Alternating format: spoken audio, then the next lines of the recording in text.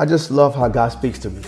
The other day, Marcella and I went to look for our car, our oldest daughter, and she was excited about this car, gun ho. I want to buy this car. I want to buy this car.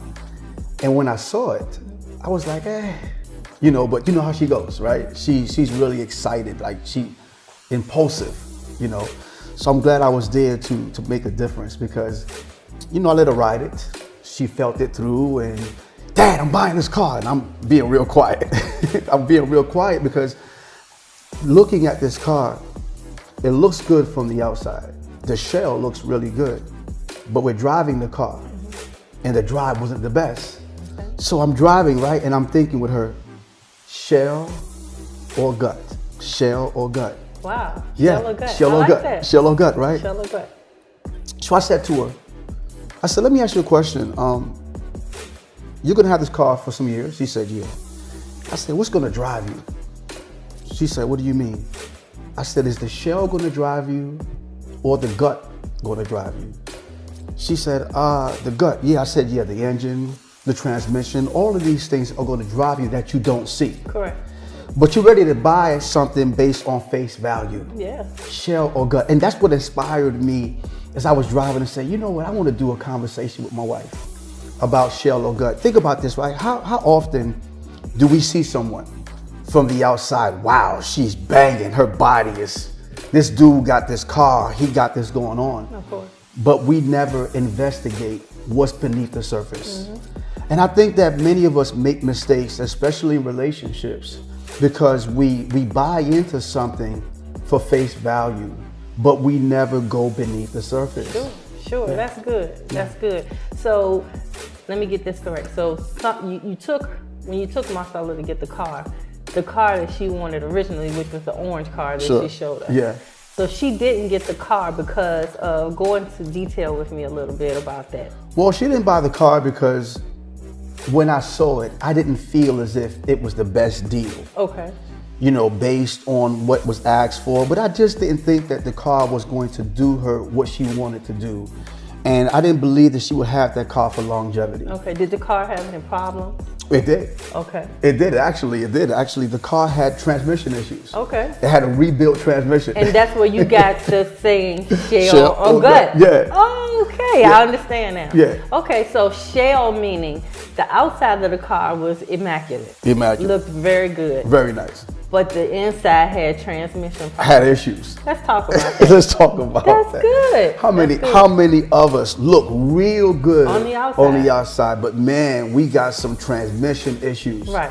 We got some engine issues on the inside, right? And so what happens is now, so that's good. So when you buy a car and the car has a history, you go get a Carfax. A Carfax. A Carfax, which tells you that the car has been serviced here. How many owners? How many owners? Wow. How many owners? How many people was with that dude? Wow. Before you got with this dude? Wow. How many people was with this woman before you got with?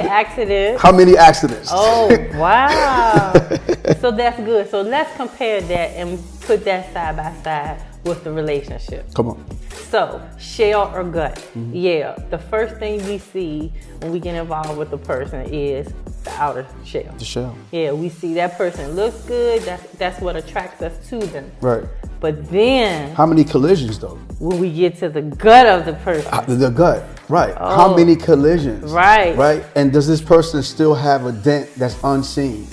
Is it a hitting dent? Yeah, a scar. A scar. And that's the problem with that we have to really allow the Carfax or the investigation to take place, because there is an engine issue that we don't know about. Absolutely. And you hook up with this person, and then 5 months or even 5 years down the road, we recognize that, wow, that dent was there, but I overlooked it.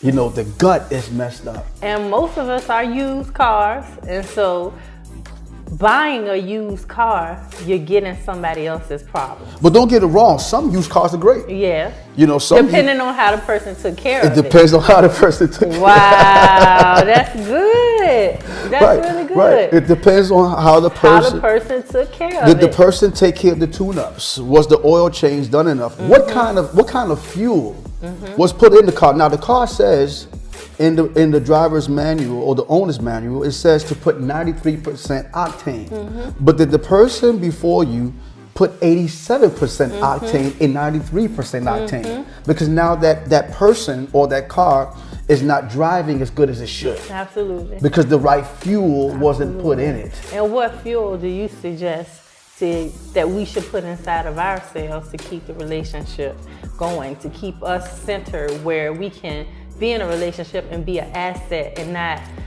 make withdrawals? That's a good question. I think that one of the key fuels that you have to put is honesty. Right. I think that a lot of us are walking around with so much dishonesty that we don't even recognize ourselves any longer. So now we're selling something to someone that isn't even real. That's like a snake. What do you call it? A snake car salesperson. You know what I'm saying? He is selling you the car, but not telling you the history of the car. Yeah. Right? I think that is really important, that we must be honest with ourselves first in order to have that level of honesty with someone else and let the person know what you're buying. You know what I'm saying? There's nothing wrong with that, because if we could be honest, every single one of us has a dent somewhere. Okay, so don't hide the dent, but expose it. Sure. Okay, and I think that honesty is one of the premier things that we have to bring to the table, so that person can know who we are buying, who we are allowing to come into, who are we investing into? Who are we investing into? Yes, because face value, the person can look good, but and they can make you feel good too. Right. You know that new car scent. Okay. Once you get into it, everything is good. You love it for the first month or two, and you just driving around, and you're like, look at me with my new car. New car. Right. But after all of that beauty, it's fleeting. Then what do you have? Right. You have the gut. You have the gut. You have the gut of the person. You have the gut. Right. And depending on how the person has been maintaining the gut, whether it's good or bad, you're going to get whatever they have put into that system. And that's why it's more important, as you grow and you really understand this, it's more important for you to invest on your inside than on your outside. Yes. Because you can invest all day long on your outside, but like you said, that thing's going to fade away. It's going to change. Yes. But the thing that stays pure all the time is what we don't see. Right. It's the engine. It's the transmission. It's the thing that drives us. Okay, because when the wrinkles come and the muscles are no longer there, and the booty drops a little bit, the booty gonna drop, and the stomach gets fatter. Right. Okay, when all that happens, what we have is the thing that we can't see, which is the shell. Or the gut rather. It's the gut. It's the engine. It's the transmission. It's the fuel. It's the thing that makes us us. The thing that we don't see. And I think that's very important. But you asked me a question. What do you think is one of the important things that we take care of? Because I said honesty. We bring to the table. I said honesty.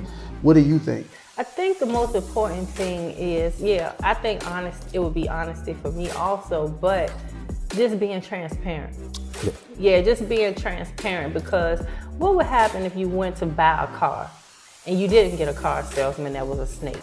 And the guy said, hey, look, I just want to let you know, this is a very great looking car, but the car has a few issues. Right. It has a few issues, but, we can tell you everything that's wrong with this car, and then we'll pay for it to get fixed. Or knock down the price. Oh, we'll knock down the price. Knock down the price. But at that point, it gives you the option to say, I already know everything that's going on with this car, and so I have the option to say whether I want to take this car or whether I want to look for another one. So in relationships, I believe that when you meet a person, you should not always act as if everything is just perfect, because that's not the case with anyone. No. Because just like you have some issues, you can believe that the person that you're thinking about dating also has some issues also. Right. So you give that person the option to see if that's something that they're willing to work with. Sure. But you also letting them know that I am admitting that this is what's going on with me.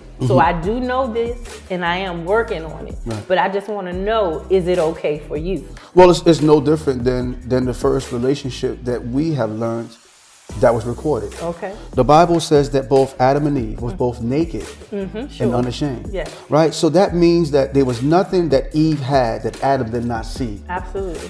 And nothing that Adam had that Eve did not see. Yes. She saw everything. She saw everything. Everything. That means the good, the bad, and the ugly.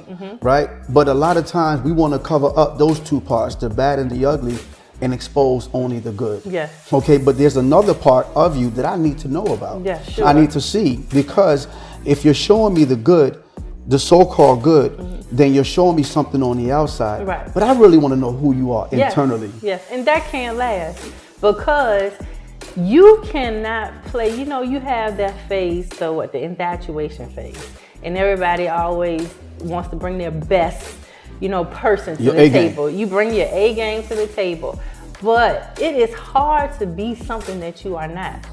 So after a while, the true person is going to show up.